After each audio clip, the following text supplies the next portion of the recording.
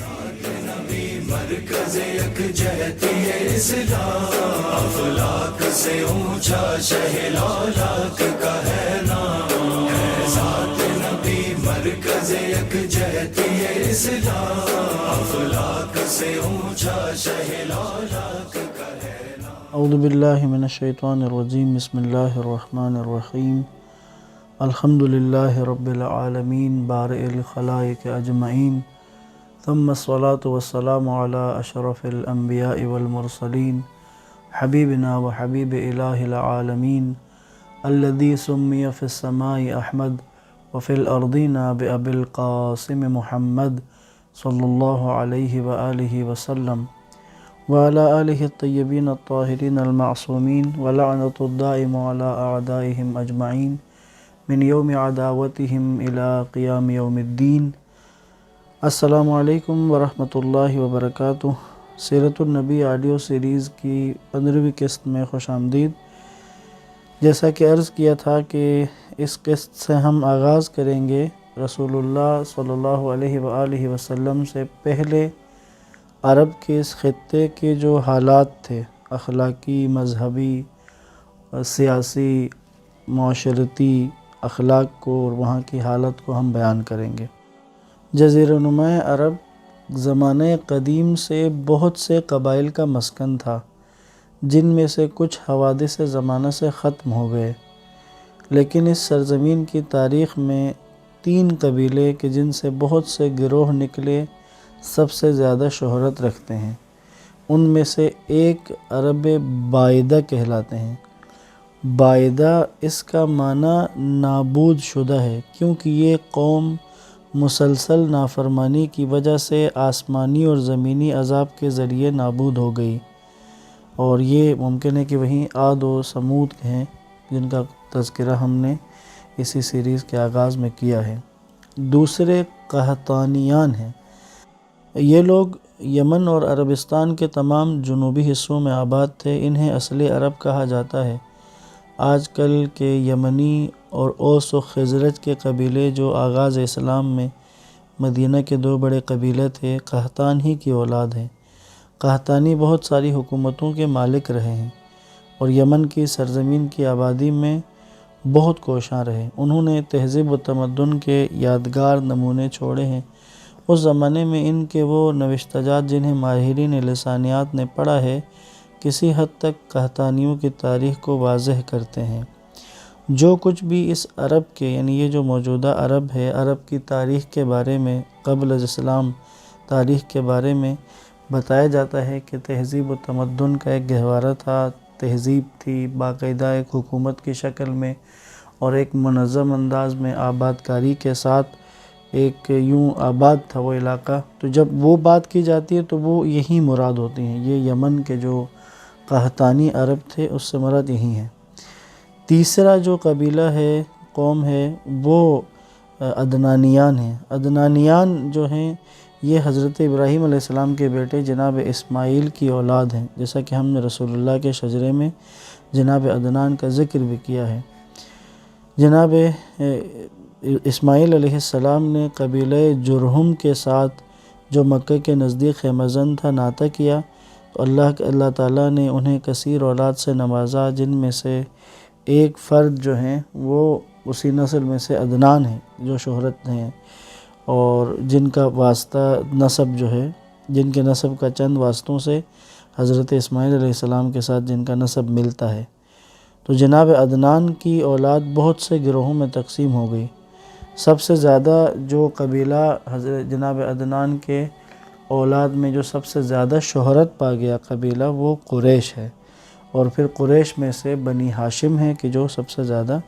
شہرت پا گئے۔ اب آتے ہیں عرب کے عمومی اخلاق کی طرف۔ ان کا عمومی اخلاق کس قسم کا تھا؟ اس سے ہماری جو مراد ہے وہ اجتماعی آداب اور رسوم ہیں، رسومات ہیں جو قبل از اسلام ان کے درمیان رائج تھے، جن میں سے بعض رسمیں تو پورے عرب میں پھیلی ہوئی تھیں، اور بطور کلی اگر ہم کہیں نا، عربوں کے اندر جو اچھی صفات پائی جاتی تھی، پسندیدہ صفات جو عربوں کے اندر تھی، رسول اللہ سے پہلے کا ذکر میں کر رہا ہوں۔ زمانہ جاہلیت کے عرب بالخصوص جناب عدنان کی نسل میں طبعی طور پر سخاوت اور مہمان نوازی کا جوہر پایا جاتا تھا۔ امانت میں خیانت کا رواج بہت کم تھا۔ پیمان شکنی کو ناقابل بخشش گناہ سمجھتے تھے۔ عقیدے پر مر مٹنے اور بلا جھجک دو ٹوک بات کہنے کے عادی تھے۔ خطبات اور اشعار حفظ کرتے تھے، اور اس حفظ کرنے میں ان کے حافظے عموماً بہت تیز ہوتے تھے۔ سخنوری اور سخنگوئی میں اپنے زمانے میں نامور تھے۔ ان کی شجاعت اور جرأت ضرب المثل تھی۔ شہ سواری اور تیر اندازی کے ماہر تھے، اور میدان جنگ میں پیٹھ دکھانے کو بہت برا سمجھتے تھے۔ یہ ان کی وہ پسندیدہ صفات تھی، وہ خاص خوبیاں کہ جو اہل عرب میں پائی جاتی تھیں۔ لیکن ان سب خوبیوں کے باوجود بعض اخلاقی برائیوں کا اس طرح شکار ہو کر رہ گئے تھے جس سے ان کے کمالات کا سارا حسن غارت ہو کر رہ گیا تھا۔ اگر غیب سے ان پر رحمت کے دریچے وا نہ ہو جاتے اور سرکار دو عالم ختمی مرتبت سید الکونین حضرت محمد مصطفیٰ صلی اللہ علیہ وآلہ وسلم کی رسالت یہاں پر نہ ہوتی تو پھر یہ 6 صدی عیسوی کے وسط میں اللہ کے نبی کا اگر اس طرح سے آمد نہ ہوتا، آفتاب اسلام کی حیات بخش کرنیں ان کے ذہنوں کو، ان کے قلوب کو روشن نہ کرتی، تو پھر جس طرح سے عاد و ثمود تباہ و برباد ہو گئے تھے اور ان کا نام و نشان مٹ گیا، اسی طرح آج کوئی عدنانی عرب بھی ڈھونڈنے سے نہ ملتا، اور تاریخ میں ایک مرتبہ پھر وہی داستان اپنے آپ کو دہراتی۔ بس یہ رسول اللہ صلی اللہ علیہ وآلہ وسلم کا آنا اور آپ کی تعلیم اور آپ کی تبلیغ ہے کہ جس نے اس قوم کو دوبارہ اٹھایا ہے۔ بس اخلاقی صورتحال اس میں جو کچھ مسائل جو اس علاقے کے اندر تھے، اس میں قیادت اور علم و تربیت کا فقدان تھا، خرافات اور فساد پھیلا ہوا تھا، اور اسی طرح اس فساد نے، ان خرافات نے، علم کے فقدان نے ان عربوں کی زندگی کو ایک حیوانی معاشرے میں بدل دیا تھا۔ تاریخ نے ان کی 50 سالہ اور 100 سالہ جنگوں کے بارے میں داستانیں نقل کی ہیں، اور وہ بھی غیر اہم واقعات پر، یعنی چھوٹی سی بات پر، ایک گھوڑے اور اونٹ کے پانی پلانے کے جھگڑے پر چند اشروں تک جنگ چلتی رہتی تھی، قبیلے کے قبیلے کٹ کے ختم ہو جاتے تھے۔ بے نظمی اور قتل و غارت کا بازار گرم تھا، اس لیے کہ کوئی مقتدر حکومت موجود نہ تھی جو سرکش افراد کی سرکوبی کرتی، کیونکہ ایک ایسا یہ خطہ تھا، جس طرح میں نے عرض کیا کہ یمن جہاں پہ کسی زمانے میں وہاں باقاعدہ حکومتیں رہی ہیں، یہ جو حجاز کی پٹی ہے، میں نے شروع میں بھی عرض کیا تھا جب جغرافیہ بیان کر رہا تھا، اس پٹی میں کوئی ایسی حکومت نہیں رہی کہ جو لوگوں کو کنٹرول میں رکھتی، جو ریٹ قائم کرتی، تو یہ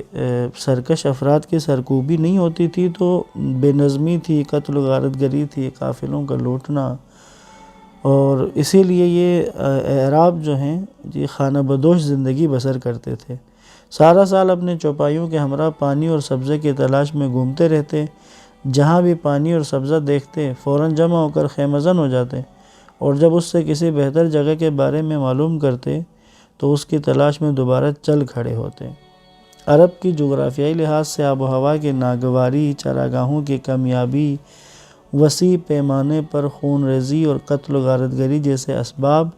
انہیں سارا سال صحرا نوردی پر آمادہ رکھتے تھے، یعنی چلتے پھرتے رہتے تھے۔ بہت سارے قبائل، بڑے بڑے قبائل جو بڑی بڑی تعداد والے، لیکن خانہ بدوشی کی حالت میں زندگی گزارتے تھے۔ ایک سوال جو یہاں پر کیا جاتا ہے کہ کیا ایسا تھا کہ اسلام سے پہلے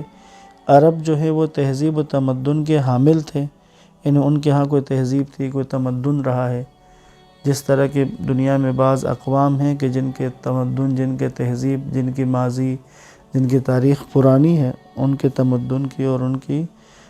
قومی حیثیت سے ان کے وجود کے اظہار کی، کہ جس میں کوئی حکومت ہو، جس میں باقاعدہ کوئی تعمیرات ہوں، شہر کے انداز میں لوگ اکٹھے ہو کر رہیں۔ تو یہ ایک سوال ہے کہ کیا عرب اسلام سے پہلے تہذیب و تمدن کے حامل تھے؟ تو یہاں پر ایک بات جو کی جاتی ہے کہ جتنی زبان وسیع ہے عربی زبان، اور جتنی اس کی گہرائی ہے، جتنی اس کی گہرائی ہے، جتنی اس کی فصاحت و بلاغت ہے، تو اس اعلیٰ زبان کا حامل ہونا بھی ایک دلیل رکھتا ہے کہ جہاں اتنی گہری اور بڑی زبان ہے، یقیناً اس زبان کے پیچھے ایک تہذیب و ثقافت، ایک تمدن ہوتی ہے۔ الگ سے زبان اتنی ترقی نہیں کر پاتی، ایک دلیل یہ دی جاتی ہے۔ اور دوسرا موجود ہے، تورات میں موجود ہے، خود قرآن نے بھی ذکر کیا ہے، تو یہ جو قحطانی عرب ہیں، یمن کا جو علاقہ ہے، اس کے بارے میں، اس کے تمدن، اس کی تہذیب کے بارے میں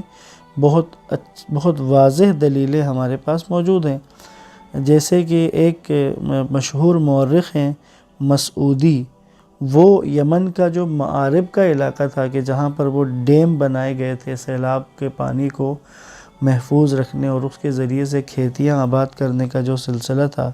اس کے بارے میں مشہور مورخ مسعودی یوں لکھتا ہے: ہر طرف سے خوبصورت عمارتوں، گھنے سایہ دار درختوں اور رواں نہروں نے اس کا احاطہ کیا ہوا تھا۔ ملک اتنا وسیع تھا کہ ایک اچھا گھڑ سوار ایک ماہ میں اس کے طول و عرض کو طے نہ کر سکتا تھا۔ ہر مسافر کو، خواہ پیدل ہو یا سوار، مملکت کے ایک کنارے سے لے کر دوسرے کنارے تک سورج نظر نہیں آتا تھا، اس لیے کہ دونوں جانب سے سایہ دار درخت گزرگاہوں کا احاطہ کیے ہوئے تھے۔ آباد اور سرسبز کھیتیاں، پانی کی بہتات اور اس کی مستحکم حکومت کی شہرت ساری دنیا میں رہتی تھی۔ اب یہاں جو نقشہ مسعودی نے کھینچا ہے یمن کے معارب کے علاقے کے بارے میں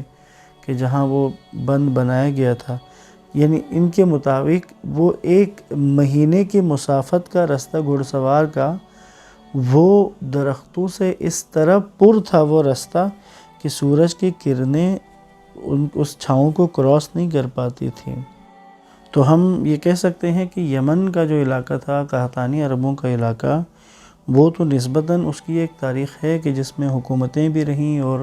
بلند و بالا عمارتیں بھی، اور ایک تمدن وہاں پر نظر آتی ہے۔ جبکہ اس طرف اگر ہم حجاز اور اس طرف کے عرب کی بات کریں تو اس کو اگر میں مولا علی علیہ السلام کا خطبہ ہے نہج البلاغہ میں خطبہ نمبر 26، اس میں سے ایک حصہ میں آپ کی خدمت میں عرض کر رہا ہوں۔ مولا امیر المومنین فرماتے ہیں: خداوند تعالیٰ نے حضور صلی اللہ علیہ وآلہ وسلم کو دنیا کے لیے ڈرانے والا اور اپنی وحی کا امین بنا کر بھیجا۔ اس وقت اے گروہ عرب، تم انتہائی برے دین، بدترین گھروں، کھردرے پتھروں اور بہرے سانپوں میں، یعنی جو کسی بھی آواز کو سن نہ پاتے تھے، زندگی بسر کرتے تھے، گدلا پانی پیتے اور سخت غذا کھاتے تھے، کھجور کی گٹھلیوں کے آٹے اور سوسمار جیسی چیزوں کی مانند ایک دوسرے کا خون بہاتے تھے، اپنے عزیزوں سے قطع رحمی کرتے تھے، تمہارے درمیان بت گڑے تھے اور گناہ تمہارا احاطہ کیے ہوئے تھے۔ مولا علی علیہ السلام کے اس خطبے کو اگر دیکھیں تو جو عکاسی کی ہے مولا نے ان جملوں کے اندر، تو وہ یعنی کوئی ایسی تمدن، کوئی تہذیب یا پرانے اس ماضی میں اس عرب کے اس خطے، اس حصے میں بالخصوص جو تہامہ ہے، حجاز کی جو پٹی ہے، یہاں پر یمن کی طرح کی حالت نہیں تھی، اور زمانہ قدیم میں بھی یہاں اس حصے میں کوئی منظم حکومت، کوئی بڑا سیٹ اپ اور ایک ایسا انداز کہ جس سے باقیات جس کے موجود ہوں، بڑی بڑی عمارتیں رہی ہوں، شہری آبادی کی ترتیب سے لوگوں نے یہاں زندگی گزاری ہو، اس طرح کا تہامہ اور حجاز کے بارے میں نہیں ملتا۔ قرآن مجید کے سورہ مبارکہ انعام کی آیت نمبر 152 اور 153، ان دونوں آیات میں بھی جو رسول اللہ کی نبوت اور آپ کے مقصد و ہدف کو جو بیان کیا ہے، عرب کے لیے جو پلاننگ تھی یا منصوبہ تھا، اللہ کی طرف، اللہ کا منصوبہ جو رسول اللہ کے ذریعے عمل پذیر ہوا، ان دو آیتوں کے اندر اس کو بیان کیا گیا ہے، لیکن اس سے ہمیں اس زمانے کے حالات بھی سمجھ میں آتے ہیں۔ تو انشاءاللہ اس آیت کو کل بیان کروں گا، اس سے مربوط ایک واقعہ بھی ہے جو کل کی گفتگو میں آپ کے سامنے عرض کروں گا۔ والسلام علیکم ورحمۃ اللہ وبرکاتہ۔